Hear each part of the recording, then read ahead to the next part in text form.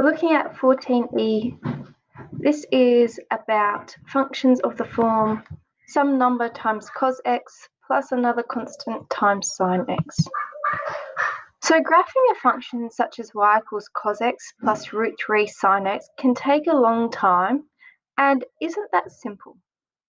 So what we want to do is we want to try and transform this graph into an easier function, such as y equals 2 cos x minus pi on 3. Now, these functions, the one above and the one I just mentioned, are actually the same function. If you graph them, they overlap completely. We can easily find out information about the function if we put it into this easier form with just one trig function in it. We can find its max and min, we can find intercepts, and this will help us solving equations. So we can transform a cos x plus b sine x into a sine function. We can also transform it into a cos function.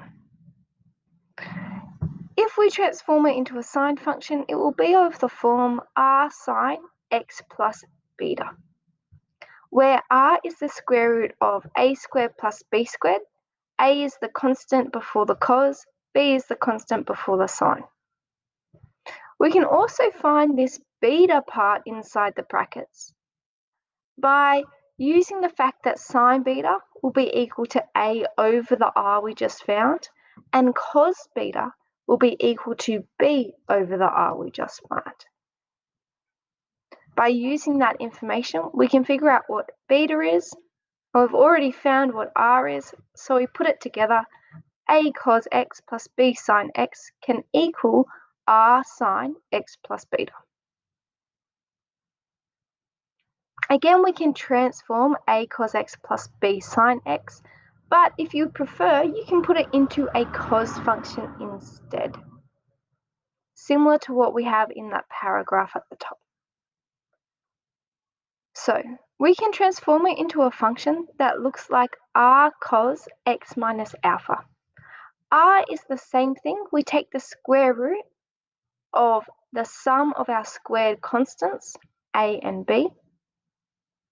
And then to find alpha, this time we have cos of alpha is a over r, and sine of alpha is b over r. So notice the difference between the top formula and the cos formula in terms of this time it's cos alpha is a on r, whether before it was sine beta was a on r. Again, we use this cos alpha and sine alpha to help us find alpha, and thus we can represent the function in the form r cos x minus alpha. Here's our first example. Write y equals cos x plus root 3 sine x in the form r cos x minus alpha. So we look at the second formula here. Let's rewrite our equation. So I really have 1 cos x plus root 3 sine x. That can help me identify really easily the a. Outside the cos is 1, and my b is a positive root 3, which was in front of the sine. Now I've got a and b, I can find r and alpha in this case. So r is equal to the square root of 1 squared plus the square root of 3 squared. In this case, that would be the square root of 4, or r is 2, and we just take the positive value for r. So r is the positive of the square root, will be equal to 2. Now we have to find our alpha. So I know that cos alpha is equal to a over r.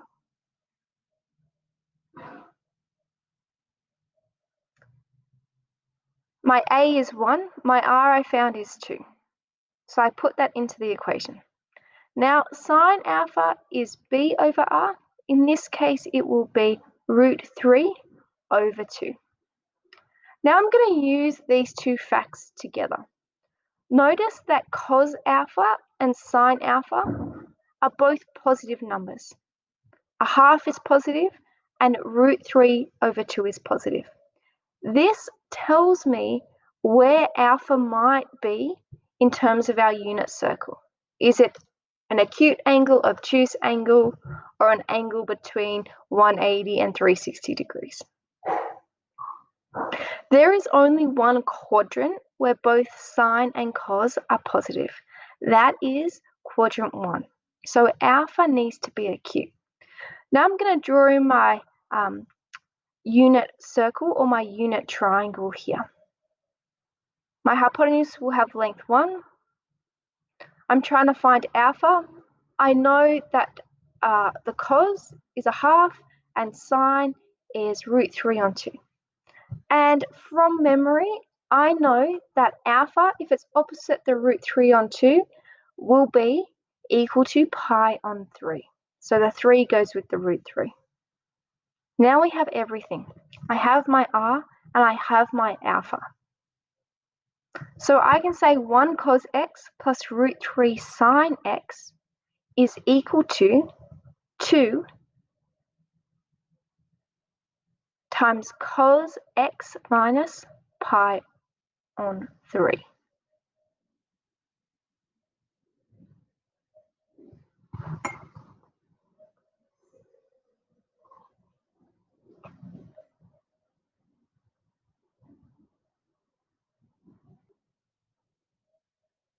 So I'm just going to rewrite at the top that we now know that y equals cos x plus root 3 sine x can be written as 2 cos x minus pi on 3. The 2 will give us an amplitude out the front. Inside the bracket will give us our period, and anything on the outside, we don't have anything on the outside, but if there was an added constant, that would give us the vertical shift. So A gives us the amplitude, that's going to be 2.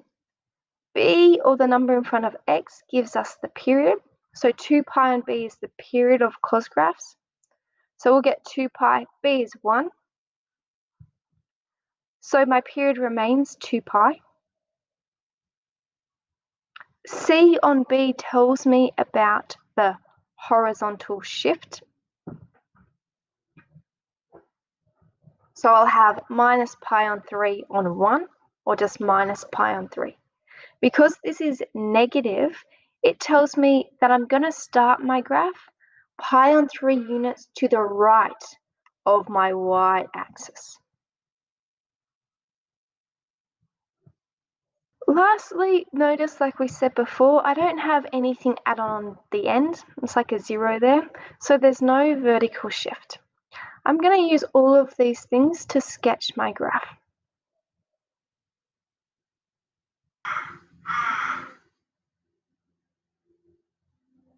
So my amplitude is 2. There's no vertical shift, so my range will be from -2 to 2. My starting point for a cos graph, remember it starts at the height of the graph, that will start at pi on 3, and it will look something like this. Okay, state its maximum and minimum. So my maximum is 2, and my minimum is -2. It also says I need to find the y-intercept, so we let x equals 0. So we have y equals 2 cos x is 0, so I'll just get minus pi on 3.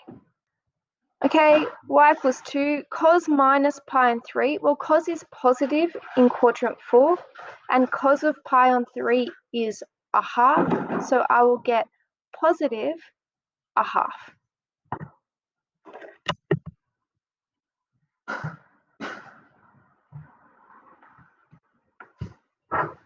Okay, then 2 times positive a half, well, that will just give me 1. So my y-intercept is actually 1. I should draw my diagram a little bit better. All right, beautiful. I also need to find my x-intercept, so the last part of the question. Recall that when we find the x-intercept, we just want one of these. So we let y equals 0, and then I'm going to solve. So take the 2 by dividing the other side by 2. I still get 0 equals cos x minus pi on 3. Now I know one value where cos theta is 0, and that's when theta equals pi on 2, or 90 degrees. So I can say x minus pi on 3 equals pi on 2, or x equals pi on 6. That will just give me one x-intercept. I'm going to put these two on my graph.